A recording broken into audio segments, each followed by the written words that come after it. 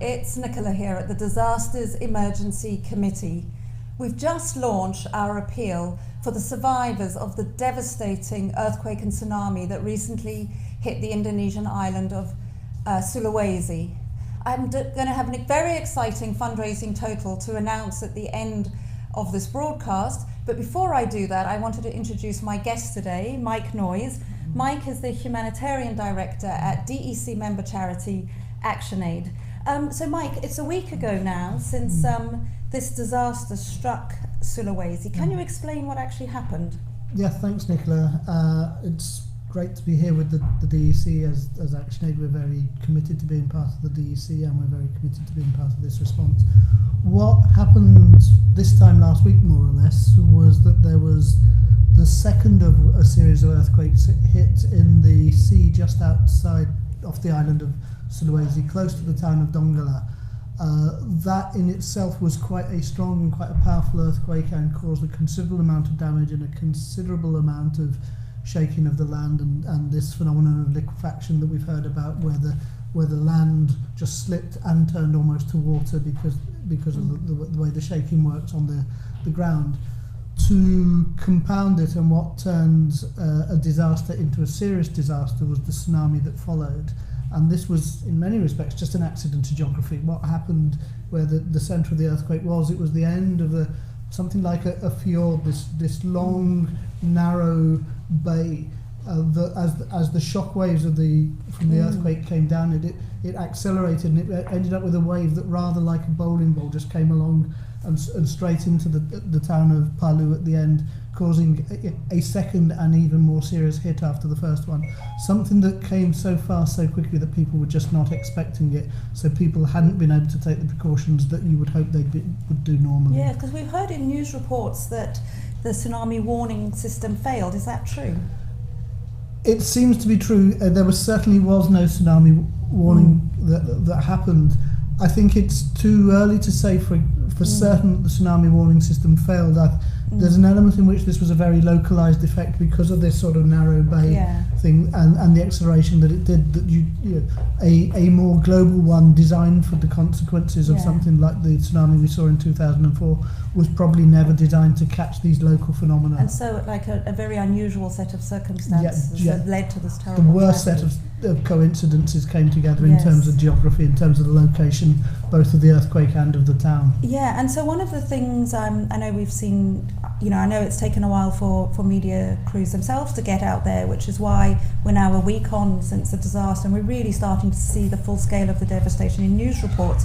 But part of those news reports are also saying that aid is taking a while to get through. Can you explain why aid would take time to get through in these circumstances? Yes, certainly.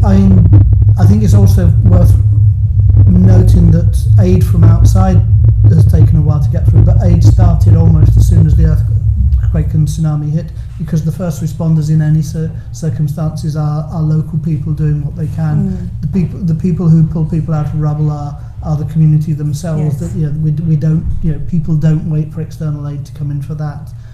For the sort of materials we need now, whether that's been the heavy lifting gear that the search and rescue people need, or the things that we need in terms of aid supplies for meeting the needs, they take much longer, and they take much longer generally, but particularly in these circumstances, simply because of the quantities needed and the distance over which they need to be delivered. It's fantastic that broadcast crews can get in and can get in quickly, but they can pretty much carry what they need in a suitcase, in a briefcase. So when you're talking about truckloads of water, truckloads of shelter materials, food, that takes much longer. What I'm hearing from the teams I'm talking with in ActionAid on the ground and with counterparts from other agencies in the DEC is that the journey from the nearest town where supplies are available is taking something like 30 hours at the moment. Yeah. It's a long distance over bad hilly roads at the best of times, and when you've got landslides, when you've got bridges down, it's just the amount of time, and then when you've only got one road, it becomes a traffic jam. Yes, we've definitely all seen those images. So ActionAid, local staff, Indonesian staff of ActionAid have been responding right from the time this happened. So can you explain what your team out there are doing? Yeah, ActionAid Indonesia is networked into a large group of local organisations that are responding as part of a coalition. I think there's a group of 10 of them. What that has meant is that some of those organisations that we're working with had people linked to their organisations, members of their movements in the towns of Donggala, in the town of Palu as well. And so we've been able to support them quickly to mobilise, so that we've managed to get a team of 60 volunteers across the two towns to respond with the resources that were available to them straight away, and we've subsequently been able to get other stuff in to help them. That's been food and water materials, it's been nappies for babies, it's been sanitary kits for women, it's been shelter, it's been solar lamps and such like. What they're managing to do now in the town of Donggala is our team there has been able to set up an emergency kitchen because people who've lost their homes, it's no good having packets of dry rice, it's no good having packets of flour if you've got nowhere to cook. So they've managed to set up an emergency kitchen which is providing meals to 500 people every day for the last couple of days, and we're hoping to expand that over time.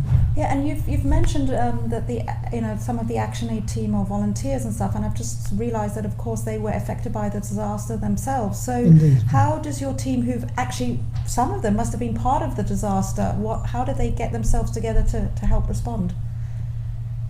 As I was saying, the first responders are the local community, and our team at ActionAid, and I know that's true for other members of the Disasters Emergency Committee, come from that local community.